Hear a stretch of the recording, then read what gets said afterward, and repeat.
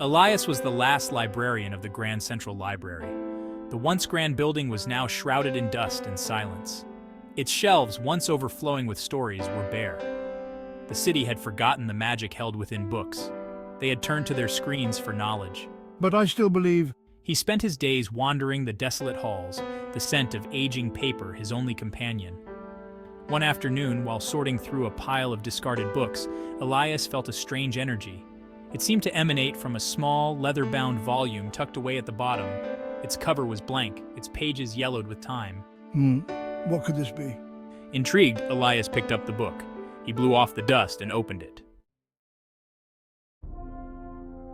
The book, Elias soon realized, was more than just a map. It was a guide, a history, a whisper from a forgotten age.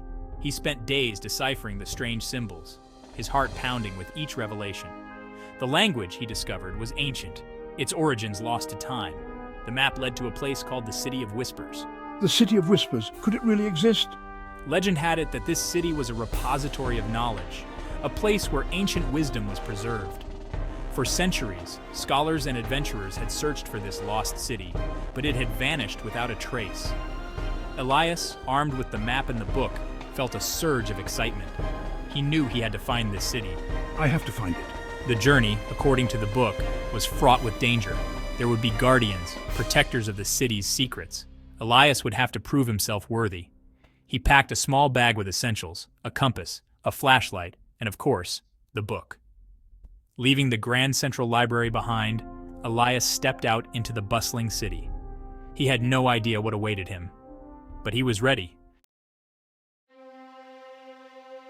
The map led Elias first to a small, forgotten park on the edge of the city. There, nestled amongst overgrown weeds and crumbling statues, was a hidden entrance. It was a narrow opening, barely visible to the untrained eye. A shiver ran down Elias's spine as he peered into the darkness. Here goes nothing. He took a deep breath and stepped inside. The path was narrow and winding, leading him deeper and deeper underground. The air grew heavy, thick with the scent of damp earth and something ancient, something unknown. Elias pressed on, his flashlight cutting through the darkness. He could hear the sounds of the city fading behind him. He was entering a different world. This is incredible. Days turned into nights. Elias lost track of time. He ate sparingly, his supplies dwindling. The path was treacherous, filled with obstacles and dangers.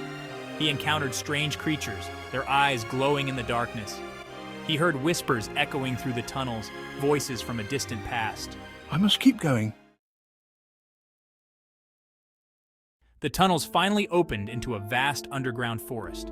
Giant mushrooms glowed with an eerie luminescence, casting strange shadows on the forest floor. The air hummed with a strange energy. This was the Forest of Whispers, the book had explained. This was the final test. The trees themselves seemed to whisper, their voices rustling through the leaves. I feel a presence. Elias felt a presence here, something ancient and watchful. He moved cautiously, his hand never straying far from his bag. He knew the guardians were watching him. He had to prove himself worthy. He wandered for what felt like days. The forest seemed to stretch on forever. Exhaustion gnawed at him. He was about to give up hope when he stumbled upon a clearing. In the center stood a massive tree, its branches reaching towards the unseen sky like grasping hands. This must be it. As Elias approached the tree, he felt a shift in the air. The whispers grew louder, more insistent. Suddenly, figures began to emerge from the shadows. They were tall and slender, their skin like bark, their eyes glowing with an otherworldly light. These were the guardians, protectors of the City of Whispers. Fear threatened to consume me, but I stood my ground. I knew I had to face them. He held up the book, its leather cover shimmering faintly in the strange light. The guardians observed him, their expressions unreadable. Then one of them stepped forward. The guardian spoke, its voice a low rumble that seemed to shake the very earth. It spoke of the city, of its history, of its knowledge. It spoke of the guardian's duty to protect it from those who were unworthy. Elias listened intently, his heart pounding. The guardian, satisfied with Elias's reverence for knowledge, finally stepped aside. The path to the City of Whispers was open. Elias, his heart filled with awe and trepidation, walked forward. He emerged from the forest into a vast cavern, its ceiling so high it was lost in darkness. Before him lay the City of Whispers. It was a magnificent sight. Buildings carved from crystal shimmered under a radiant artificial sun. Waterways flowed through the city, their surfaces reflecting the light like 1,000 stars. The air hummed with a gentle energy, a symphony of whispers that seemed to echo the city's ancient knowledge. As I walked through the city's streets, I felt a sense of peace I had never known. The city pulsed with life, a testament to the enduring power of knowledge. This was a place where knowledge was cherished, where stories were kept alive. At the city's heart lay the Library of Whispers. It dwarfed even the Grand Central Library in its scale and grandeur. Its shelves stretched as far as the eye could see, laden with scrolls, tablets, and books written in languages both familiar and strange. The air thrummed with the weight of untold stories. I spent days, weeks, months lost in the library. I devoured knowledge, drinking deeply from the wellspring of ancient wisdom. I learned of forgotten civilizations, of lost technologies, of the universe's hidden truths. The City of Whispers held more knowledge than I could have ever imagined. He felt a profound responsibility to share what he had learned. The world needed to know about this place, about the knowledge it held. The Guardians, however, cautioned him.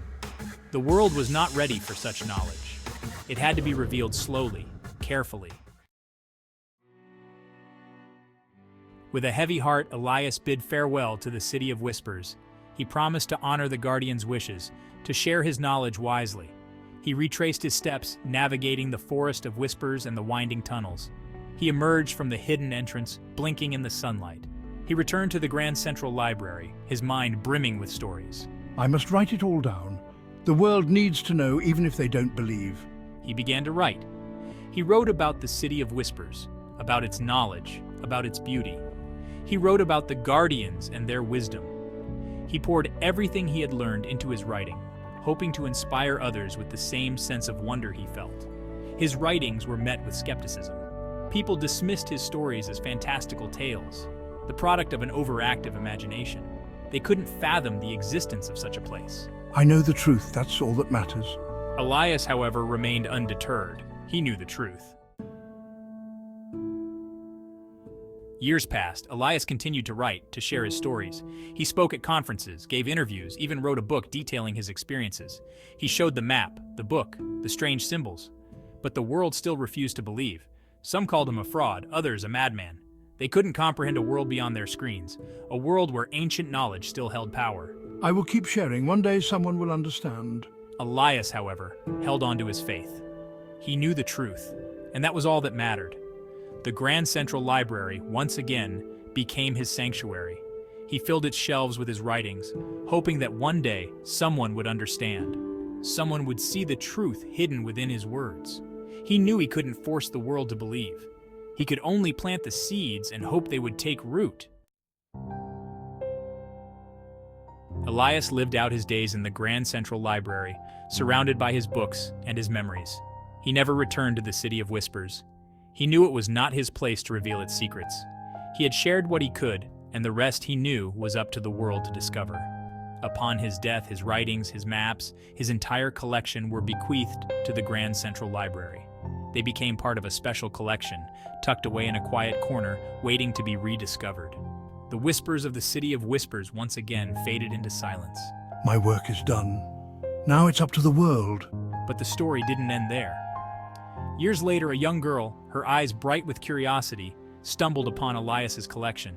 She devoured his writings, her imagination ignited by his tales of a hidden city filled with knowledge. She saw the truth in his words, the wonder, the magic. She will find it, I know she will. And she knew, with unwavering certainty, that she would find the City of Whispers. The girl, inspired by Elias's legacy, dedicated her life to unraveling his mysteries. She studied ancient languages, deciphered forgotten symbols, and followed the whispers of history. She knew the journey would be long and arduous, but she was determined to find the City of Whispers.